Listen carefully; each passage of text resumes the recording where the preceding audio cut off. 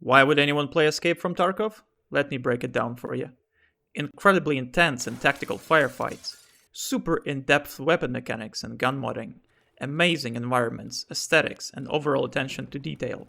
But also a lot, and I mean a lot of problems, which in my opinion ruined the overall experience. But let's not get too ahead of ourselves here. Welcome to Tarkov.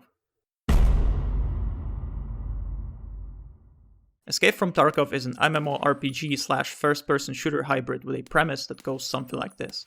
You have a private stash and a character with their own inventory. Your stash is completely safe and can be used to store anything indefinitely.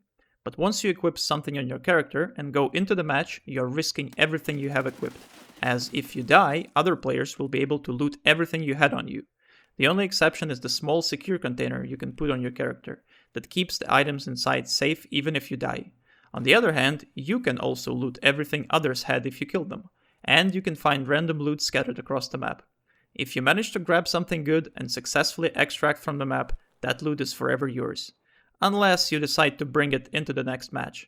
And so goes the Tarkov loot cycle. You lose everything if you die, but gain everything if you survive. High risk, high reward, always.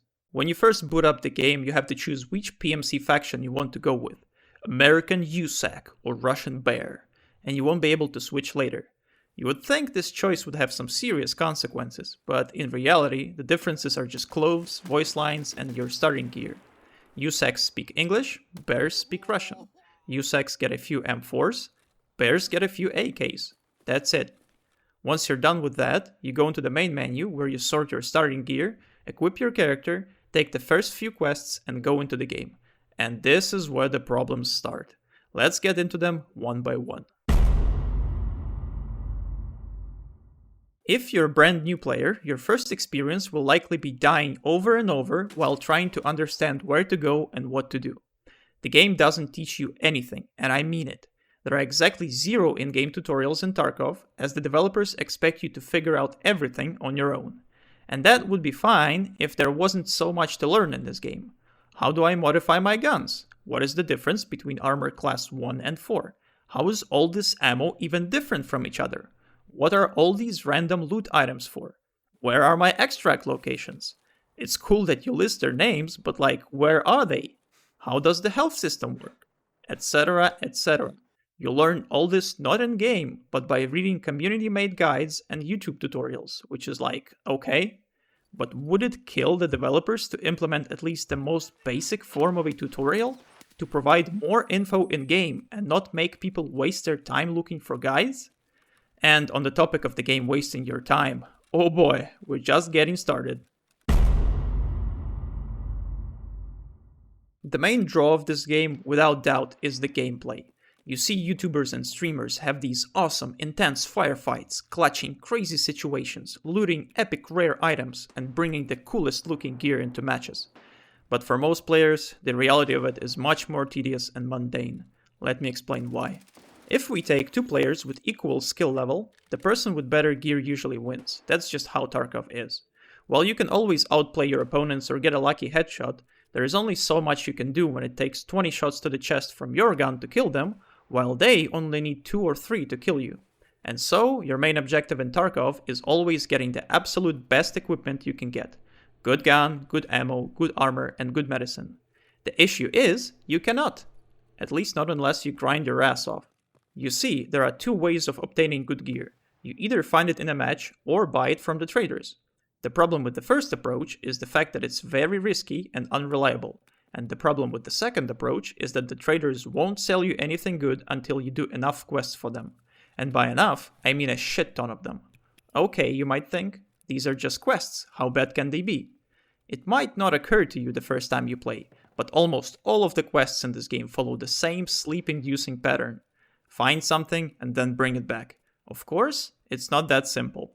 The items you need will either be located in a super contested location with death squads of players waiting to gun you down, or will be random items that may or may not spawn anywhere depending on how lucky you get, or will be locked behind a door you need a specific key for, and you better thank God if you can at least trade for that key, because oftentimes you just have to loot jackets and pray that it will have the very key you need and not the one of the 500 other keys.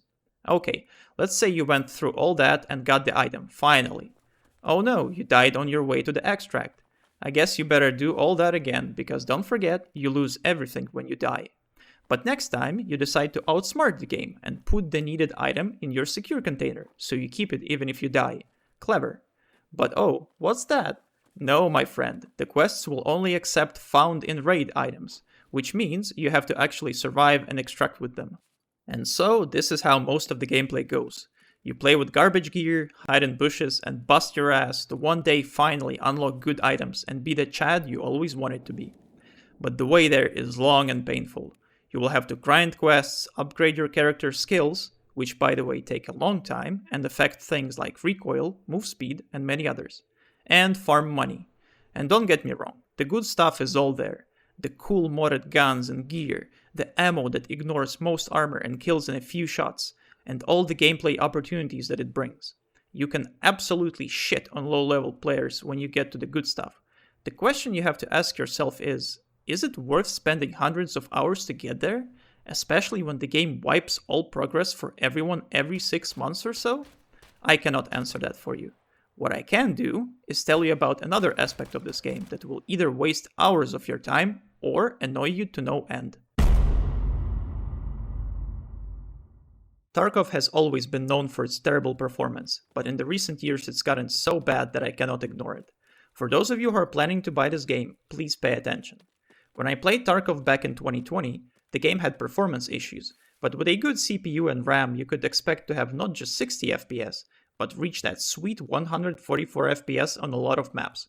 Something went very wrong over the years, as these days having over 100 FPS on most maps is a miracle, as you can find people on Reddit with monster PCs report horrible FPS. I personally used to have about 120 FPS on the map Customs, but these days it wobbles between 60 and 80. If you want to have a decent FPS in this game, you must have a very good CPU with strong single-core performance, 32GB of fast RAM, and have the game installed in a good SSD. The graphics card largely doesn't matter. And let me make this clear, the game will not function if you have a weak CPU, less than 16GB of RAM, or don't have an SSD. Now I want to share a funny observation of mine. The game has always been so bad in terms of performance that people have come up with all kinds of weird fixes to try and squeeze a few more FPS out of it. Some of them helped, some of them were pure nonsense. But when I checked Reddit and YouTube for optimization guides, I was shocked to see people repeat the same ancient placebo shit. If you go to YouTube or Reddit right now and search for Tarkov optimization guides, you will see loads and loads of videos and posts talking about shit they don't understand, shit that doesn't work, but they still preach it like it's truth. NVIDIA control panel settings, game exe properties, custom resolutions, RAM cleaning software, process lasso, they simply do not help. Okay, process lasso does help, but only if you have a CPU that supports hyperthreading, which is often not mentioned. The truth is, the only way to get more FPS is to upgrade your CPU and RAM. The game is so unoptimized that, hilariously, it spawned a religion of people preaching these placebo fixes. It's kinda funny. Funny and sad. Let's talk about something good now. For all the issues this game has, you cannot deny that it looks amazing. And I don't just mean textures. All the guns and gear and items and characters and locations are well made with great attention to detail. If you find a gun, it looks exactly like its real-life counterpart. If you decide to modify a gun, you can make it look exactly like the real modded gun would look, with all the bells and whistles. Same goes for all your gear. All the items on the map that you can pick up have their own 3D models, and you can even drop a few individual rounds on the ground and watch them roll around.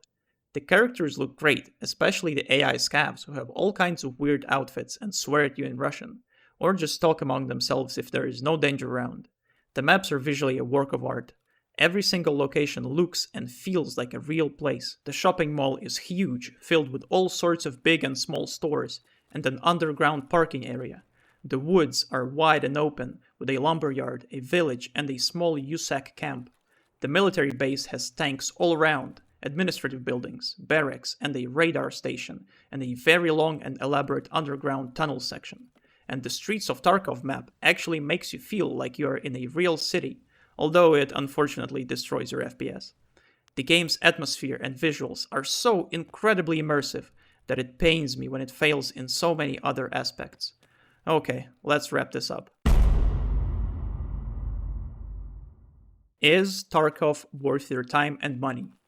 If you enjoy suffering and powering through hardship, if you enjoy grinding, if you enjoy games that don't tell you anything and leave you on your own, you might enjoy Tarkov.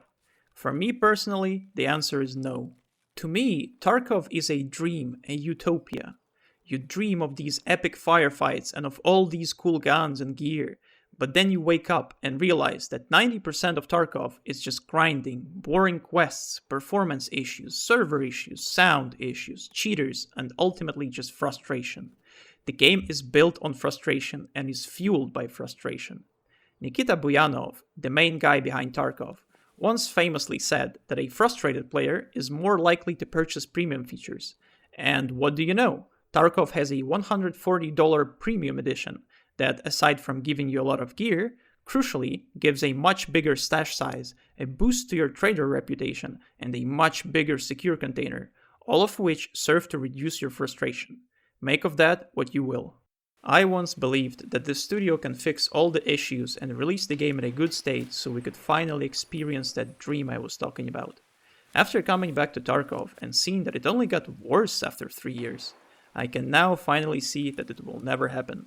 The issues will stay, and the game will likely forever remain in beta.